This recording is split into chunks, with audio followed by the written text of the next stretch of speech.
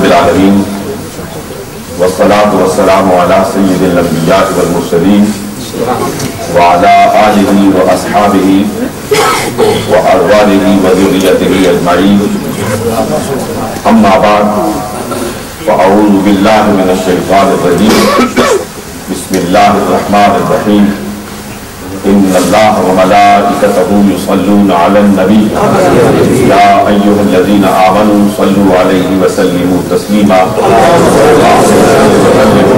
وبارک علی سیدنا ونبینا ومولانا محمد وبارک وسلم وصلی علیہ، الصلاۃ والسلام علیک یا رسول اللہ، الصلاۃ والسلام علیک یا حبیب اللہ، الصلاۃ والسلام علیک یا شفیع المذنبین، الصلاۃ والسلام علیک یا رحمۃ للعالمین۔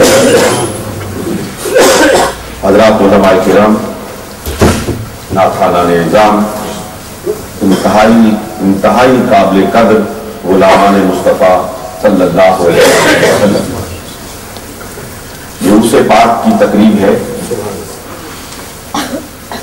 میں انتہائی اختصار کے ساتھ چند گزارشات آپ کی خدمت میں پیش کرنا چاہتا ہوں۔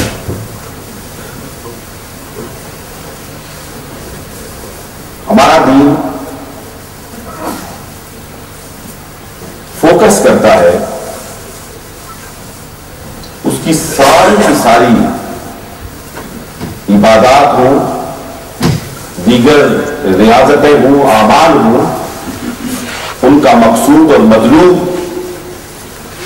ایک انسان کی سیرت کو بنانا ہے، سبحان اللہ، اس کی کردار سازی، تعمیر شخصیت ہے، کیریکٹر بلڈنگ ہے۔ حضور سرور کونین صلی اللہ علیہ وآلہ وسلم کی تعلیمات پر جب آپ ایک نظر دوڑاتے ہیں تو حضور علیہ الصلوۃ والسلام کا زبانی ارشاد ہو یا آپ علیہ الصلوۃ والسلام کا اپنا عمل، قول اور عمل دونوں کے ذریعے سے وہ انسان کے اندر ایک انقلاب پیدا کرنا چاہتے ہیں۔ اور وہ انقلاب کیا ہے؟ انسان اپنی خواہشات کا بندہ نہ بنے، اپنے نفس کا بندہ نہ بنے، بلکہ انسان کی ہر خواہش، انسان کی تمام مرضی اپنے خالق کی خواہش اور مرضی کے تابع ہو جائے۔ سبحان اللہ۔ جب انسان کی اپنی خواہش اور اپنی مرضی اپنے خالق و مالک کی تابع ہو جاتی ہے تو پھر یقین کیجئے وہی انسان صوفی کے لقب سے ملقب کیا جاتا ہے، وہی انسان ولی کہلاتا ہے، اور پھر اسی سے آگے بڑھ کر کوئی غوث بنتا ہے، کوئی قطب بنتا ہے، کوئی ابدال بنتا ہے، پھر اس کو وہ مقام اور مرتبہ حاصل ہو جاتا ہے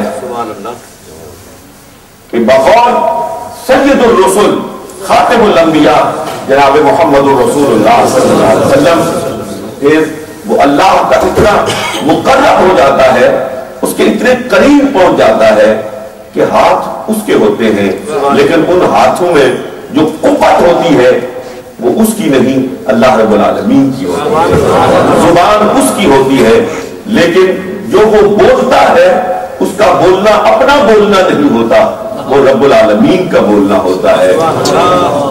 چلتا ہے وہ، لیکن اس کے چلنے میں جو قوت ہے وہ اس کی اپنی نہیں ہوتی ہے، وہ اللہ رب العالمین کی ہو جاتی ہے۔ یہی وجہ ہے کہ لوگ دنگ رہ جاتے ہیں یہ پڑھ کر اور یہ سن کر کہ کوئی اللہ کا ایک بندہ ہے جو صبح کو مشرق میں نظر آتا ہے، شام کو مغرب میں نظر آتا ہے۔ ایک اللہ کا بندہ ہے جو مشرق سے بولتا ہے اور اس کا کوئی طالب، اس کا چاہنے والا، اس کے ساتھ تعلق اور نسبت رکھنے والا مغرب میں بیٹھا ہوا اس کی آواز کو سنتا ہے، اس کی آواز کو سنتا ہے۔ کیوں؟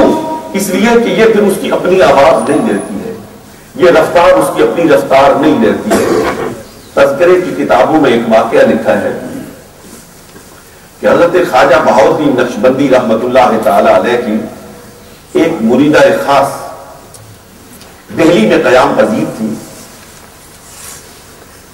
کچھ اوباش لوگ، غلط کردار کے لوگ اسے کسی ہیلے بہانے سے کسی مکان کی تیسری منزل پہ لے گئے اور دست درازی کرنا چاہتے.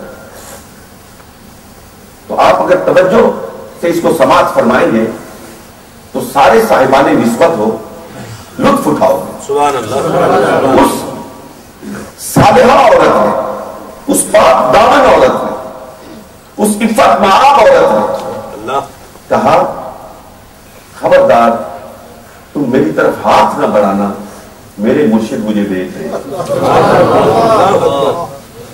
انہوں نے کہا کیسی بات کرتی، کیسی کم عقلی کی بات کرتی، تم دہلی میں ہو، تیرا مرشد خواجہ بہاؤالدین نقشبندی ہے، وہ بخارا میں ہے، وہ بخارا میں بیٹھے ہوئے یہاں کیسے دیکھ رہا ہے؟ اس نے کہا قسم ہے میرے رب کی، رب ذوالجلال کی، کہ میرا مرشد مجھے دیکھ رہا ہے. لیکن جب کسی شخص پر شیطان پوری طرح غالب آ جاتا ہے تو وہ اس طرح کی باتوں پہ کہاں یقین کرتا ہے. انہوں نے پھر ہاتھ بڑھایا، پیچھے ایک کھڑکی تھی، خاتون نے اس سے چھلانگ لگائی اور آواز دی. آواز کیا تھی؟ المدد یا شاہ نقشبند، اے میرے مرشد کامل میری مدد فرمائیے. تذکرہ نگار لکھتے ہیں کہ جس وقت وہ خاتون نیچے پہنچی تو دیکھا کہ خواجہ بہاؤالدین نقشبندی رحمت اللہ علیہ اپنے دونوں بازو پھیلائے ہوئے نیچے کھڑے اور اس کو اپنے ہاتھوں پہ اٹھا کے نیچے رکھتے. اس نے کہا حضرت آپ بخارے میں دہلی میں، آپ یہاں کیسے پہنچے؟ تو عجیب و غریب جملہ ارشاد فرمایا جو تذکرے کی کتابوں میں چونک رہا ہے اور دمک رہا ہے. فرمایا تو وز منارہ آمدی من نز بخارا، اس چوبارے سے تیسری منزل سے نیچے آئی ہے اور میں بخارے سے یہاں پہنچا. نعرہ تکبیر، نعرہ رسالت، نعرہ علیہ بغار شریف. اور یہ صرف بزرگوں کی بعد کے ادوار کے اور یا نظام کی طرف یہ چیزیں اگر بیان کی جائے تو لوگ اس کو مبالغہ بھی سمجھتے ہیں. لیکن بعض روایات ایسی ہیں صحابہ کرام رضوان اللہ تعالی علیہم اجمعین کے ساتھ متعلق جن کا انکار ممکن نہیں ہے. البدایہ میں اور بعض حدیث کی کتابوں میں وہ مشہور واقعہ درج ہے. میں نے ایک روز پہلے بھی کہیں یاد کیا تھا کہ جب حضرت ساریہ نہامت کی پہاڑیوں میں مسلم فوج کی قیادت فرما رہے تھے کمانڈر کی حیثیت سے، اور اس وقت سیدنا فاروق اعظم رضی اللہ تعالی عنہ امیر المومنین تھے اور جمعے کے خطبے کے لیے منبر پر جلوہ گر تھے. اچانک دوران خطبہ حضرت سیدنا فاروق اعظم رضی اللہ تعالی عنہ نے ارشاد فرمایا کہ یا ساریہ الجبل الجبل، اے ساریہ پہاڑ کی طرف دیکھ، پہاڑ کی طرف دیکھ، پہاڑ کے پیچھے سے دشمن تم پر حملہ آور ہونے والا ہے. حضرت ساریہ نے اس کو سماعت فرمایا اور پھر اس کو روکنے کی تدبیر اختیار فرمائی، اس کا ڈیفنس کیا. حضرات محترم، یہ ہزاروں میل کی مسافت سے حضرت عمر نے دیکھا اور ساریہ نے سنا، لیکن ایک بات جس پہ موترز کی زبان کھلتی ہے کہ یہ کیا واقعہ ہے کہ حضور سیدنا فاروق اعظم صحابی رسول ہے، لیکن جو خطبہ سن رہے تھے وہ بھی سارے صحابہ کرام تھے، اور وہاں پہ حضرت ساریہ بھی صحابی تھے اور باقی جو ان کی فوج تھی وہ بھی ساری صحابہ پر مشتمل تھی. یہاں صرف عمر نے دیکھا وہاں صرف سارے نے سنا، باقیوں نے کیوں نہیں سنا؟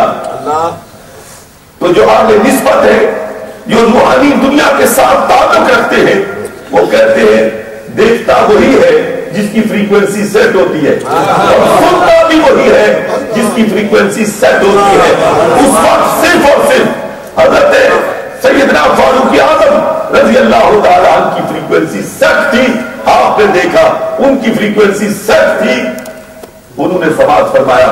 دیکھیے نا، بالکل معمولی سی مثال ہے، اصل میں آج کا یہ دور جو ہے مادی اعتبار سے بہت آگے جا چکا ہے، لیکن حقیقت یہ ہے کہ یہ مادیت روحانیت کی تائید کر رہی ہے، روحانیت کی تائید کر رہی ہے، لیکن اس قد فہمی کا ماتم نہ کیا جائے تو کیا کیا جائے کہ ہم کیمرے کی آنکھ پر تو یقین رکھتے، کیمرے کی آنکھ پر یقین رکھتے، لیکن ولی کی نگاہ پر یقین نہیں رکھتے۔ پاکستان میں بیٹھ کے ہم آپ کے برطانیہ میں اور امریکہ میں اور ساؤتھ افریقہ میں کھیلے جانے والے میچ کو دیکھتے ہیں، اور جو بال کے ساتھ آپ کی سٹک ٹچ کرتی ہے، اس کے ساتھ جو ٹچ ہوتی ہے، وہ ٹچ کی آواز بھی وہاں ہم بیٹھ کے سنتے ہیں، اور ذرہ برابر شک اور تردد نہیں ہوتا کہ یہ جھوٹ ہے۔ ہوتا ہے؟ کسی کو نہیں ہوتا، سب پورے یقین سے کہتے پاکستان جیت گیا۔ آپ نے خود اپنی آنکھوں سے دیکھا، فلاں نے اتنے رنز اور فلاں نے یہ اور فلاں نے وہ اور فلاں نے اتنی وکٹیں لے لی، سب پر یقین ہوتا ہے۔ لیکن اگر کوئی ولی کامل، اگر کوئی روشن زمین جس کی نور بصیرت میں اللہ رب العالمین کے نور کے جلوے کار فرما ہوتے، اگر وہ کہے کہ ہاں ہاں میں بیٹھا تھا اپنی مجلس میں، بیٹھا تھا مشرق میں، بیٹھا تھا اور مغرب میں بیٹھے ہوئے اپنے ایک طالب کی حرکات کو دیکھ رہا تھا اور پھر اسے متنبہ بھی کر رہا تھا اور اسے گناہ سے بچا بھی رہا تھا، تو ہم شک اور شبہ میں پڑ جاتے ہیں کہ یہ کیسے ممکن ہو سکتا ہے۔ حضرت امام فخر الدین رازی رحمت اللہ تعالیٰ علیہ، حضرت خواجہ نجم الدین کبریٰ رحمت اللہ تعالیٰ علیہ کی خدمت پہ حاضر ہوئے تھے، حاضر ہوئے، بیعت کا شرف حاصل نہیں ہوا، واپس آ گئے۔ ایک دن حضرت خواجہ نجم الدین کبریٰ رحمت اللہ علیہ وضو فرما رہے، وضو فرماتے ہوئے اچانک آپ نے اپنے چلو میں پانی لیا اور اس کو اچھالا اور فرمایا یہ کیوں نہیں کہتے ہو کہ میں اپنے رب کو بغیر کسی دلیل کے مانتا ہوں؟ اب جو ساتھ آپ کے دوست احباب مریدین مخلصین تھے، ان کی سمجھ میں نہیں آیا کہ کون مخاطب ہے، کس سے ارشاد فرما رہے۔ جب آپ وضو سے فارغ ہوئے، انہوں نے پوچھا حضور یہاں تو کوئی نظر نہیں آ رہا، آپ نے کس سے خطاب فرمایا، کس کو حکم دیا ہے کہ بغیر دلیل کے خدا کو مانو؟ کہا تم جانتے ہو وہ مشہور مفسر قرآن فخر الدین رازی ایک مرتبہ ہمارے پاس آیا تھا، کہا جی آیا تھا، لیکن آج اس پر نظر کی کیفیت تاری ہے اور شیطان اس پر حملہ آور تھا، اس نے 99 سوالات توحید کے بارے میں کیے اور فخر الدین رازی نے ہر سوال کا توڑ کیا ہے، اس کا مثبت جواب دیا ہے، لیکن اب فخر الدین رازی بے بس نظر آ رہا تھا۔ میں نے اسے کہا دلیل سے کیوں جواب دیتے ہو؟ اسے کہو کہ میں اپنے خالق کو بغیر کسی دلیل کے مانتا ہوں، جو وہاں تلامذہ اور آپ کے مخلصین موجود تھے، انہوں نے کہا حضور وہ یہاں پہ آیا تھا، وہ یہاں پہ آیا تھا، لیکن وہ بیعت تو نہیں ہوا تھا، اس نے آپ کے ہاتھ میں ہاتھ نہیں دیا تھا، یہ اس قدر مدد کی ضرورت کیوں پیش آئی؟ تو بڑا خوبصورت جواب دیا، فرمایا آیا تھا، بیعت نہیں ہوا تھا، لیکن اتنا اس کا آنا حق بنا دیتا ہے کہ آخری وقت میں اس کی مدد کی جائے۔